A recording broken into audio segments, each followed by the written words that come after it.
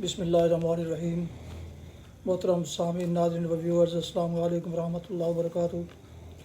میں امید کرتا ہوں کہ آپ اللہ تعالیٰ کے فضل و کرم سے خیریت سے ہوں گے۔ اللہ تعالیٰ آپ کے رخانہ کو ہمیشہ اپنی حفظ و امان میں رکھے، آمین۔ راہ ہدایت و نجات کے سلسلے کا بلاغ القرآن و حدیث اپنے یوٹیوب چینل بشیر رشیدی سے آپ کی خدمت میں پیش کر رہا ہوں۔ یہ روحانی اور قرآنی سلسلے کا بلاغ جو سراسر باعث خیر، باعث برکت اور باعث ثواب ہے، روزانہ کی بنیاد پر میں اپنے اس چینل پر اپلوڈ کرتا ہوں۔ اللہ تعالیٰ کی رضا کے لیے اللہ تعالیٰ میری یہ کاوش قبول فرمائے۔ تو شروع کرتے ہیں آج کا القرآن و حدیث۔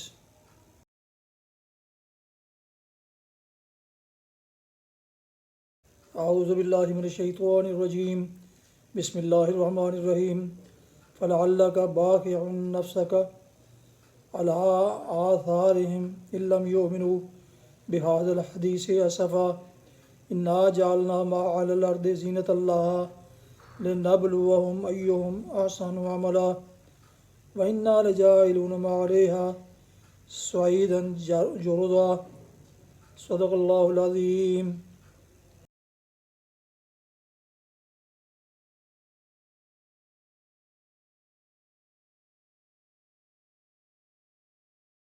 سورہ الکہف کی آیات مبارکہ 6، 7 اور 8 کی تلاوت کی گئی۔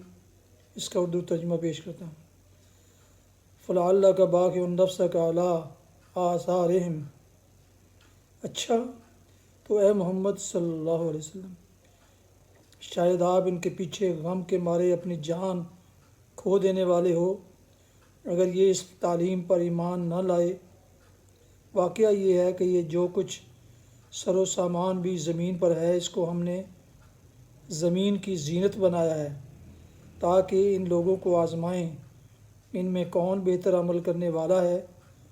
آخرکار اس سب کو ہم ایک چٹیل میدان بنا دینے والے ہیں۔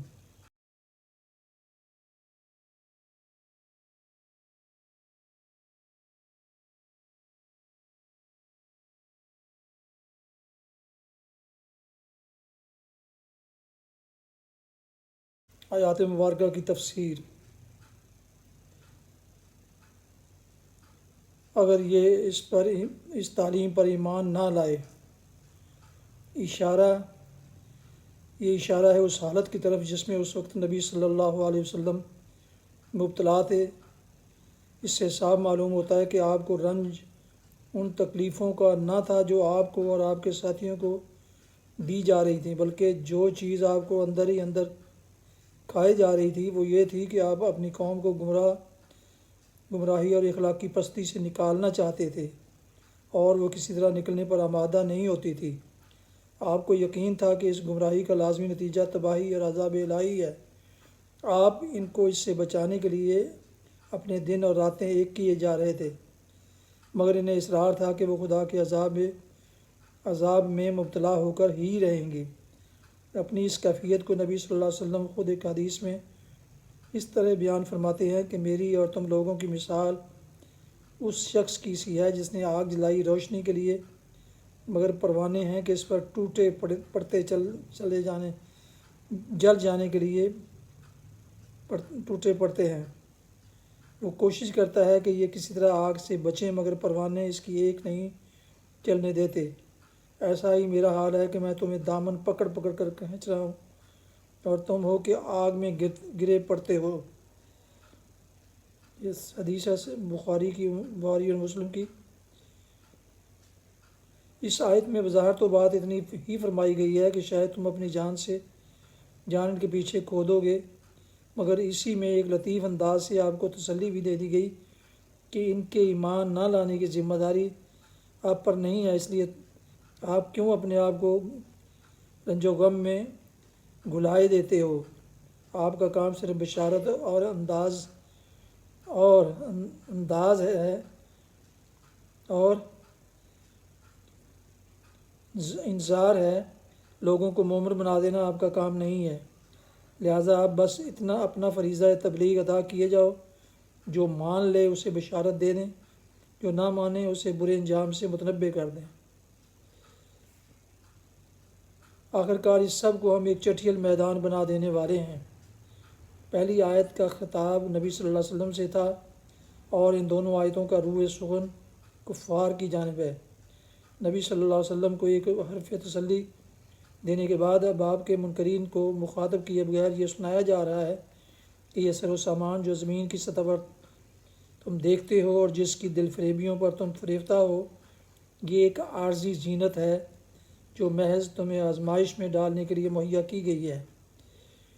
تم اس غلط فہمی میں مبتلا ہو کہ یہ سب کچھ ہم نے تمہارے عیش و عشرت کے لیے فراہم کیا ہے، اس لیے تم زندگی کے مزے لوٹنے کے سوا اور کسی مقصد کی طرف توجہ نہیں کرتے، اور اسی لیے تم کسی سمجھانے والے کی بات پر اس کان بھی نہیں دھرتے، مگر حقیقت یہ ہے کہ یہ سامان عیش نہیں بلکہ وسائل امتحان ہیں جن کے درمیان تم کو رکھ کر یہ دیکھا جا رہا ہے کہ تم میں سے کون اپنی اصل کو فراموش کر کے دنیا کی ان دل فریبیوں میں گم ہو جاتا ہے، اور کون اپنے اصل مقام یعنی بندگی رب کو یاد رکھ کر صحیح رویے پر قائم رہتا ہے۔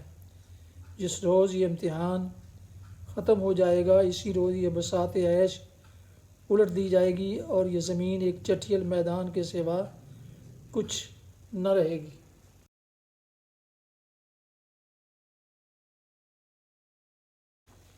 حدیث مبارکہ حضرت عائشہ رضی اللہ عنہا سے روایت ہے کہ رسول اللہ صلی اللہ علیہ وسلم نے فرمایا، جب تم میں سے کسی شخص کو نماز پڑھتے ہوئے اونگ آئے تو اس کو چاہیے کہ وہ سو جائے یہاں تک کہ اس کی نیند دور ہو جائے، اس لیے کہ جب وہ اونگتے ہوئے نماز پڑھے گا تو اس کو یہ علم نہیں ہوگا کہ شاید وہ اپنے طور پر تو مغفرت کی دعا مانگنے لگے، لیکن در حقیقت وہ اپنے نفس کے لیے بد دعا کر رہا ہو۔ بخاری مسلم کی حدیث تھی۔ صحیح بخاری کتاب الوضو نمبر 212۔ فوائد۔ اونگتے ہوئے نماز پڑھنے کی حالت میں انسان کہنا یہ چاہتا ہو، اے اللہ مجھے بخش دے، لیکن نیند کے غلبے میں اس کے برعکس کہہ دے، مجھے نہ بخش۔ یہ حکم عام طور پر نفلی نمازوں کے لیے ہے، کیونکہ فرض نمازوں کی تو تعداد مختصر ہے اور اس میں بھی امام کو تخفیف کی تاکید کی گئی ہے۔ گویا اس کا مطلب بھی وہی ہے جو گزشتہ احادیث کا ہے کہ نشاط و راحت کے اوقات میں عبادت کی جائے۔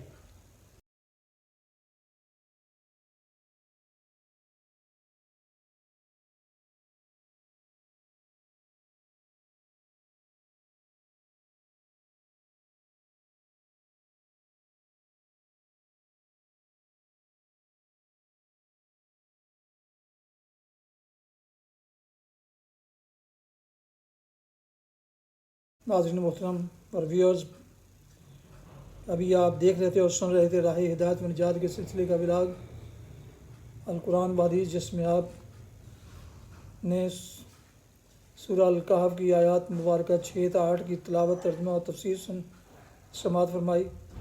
اس کے علاوہ ایک حدیث مبارکہ بھی پیش کی گئی اور اسے میں نے اپنے یوٹیوب چینل بشیر رشیدی سے آپ کی خدمت میں پیش کیا۔ اللہ تعالیٰ کی رضا کے لیے اللہ تعالیٰ میری یہ کاوش قبول فرمائے، آمین۔ ایک دفعہ پھر گزارش ہے کہ اگر آپ نے ابھی تک اس چینل کو سبسکرائب نہیں کیا تو سبسکرائب کر کے، لائک کر کے بیل آئیکن کو ضرور پریس کیجیے گا تاکہ آنے والے ایسے روحانی اور قرآنی نوٹیفیکیشنز آپ تک اور دوستوں تک باقاعدہ اور بر وقت پہنچتے رہیں۔ اللہ تعالیٰ آپ کا حامی و ناصر ہو، اللہ تعالیٰ آپ کو، آپ کے اہل خانہ کو ہمیشہ اپنی حفظ و امان میں رکھے، آمین۔ اپنے دوستوں، والدین کا بہت خیال رکھیے گا اور اپنی دعاؤں میں اس ناچیز کو بھی شامل فرمائیں تو انتہائی شکر گزار ہوں گا۔ آج کا ولاگ اس دعا پر ختم کرتے ہیں کہ آپ اور آپ کے اہل خانہ جہاں بھی ہوں خوش رہیں، آباد رہیں، شاد باد رہیں، آمین۔ السلام علیکم ورحمۃ اللہ وبرکاتہ۔ پاکستان زندہ باد۔ اللہ حافظ۔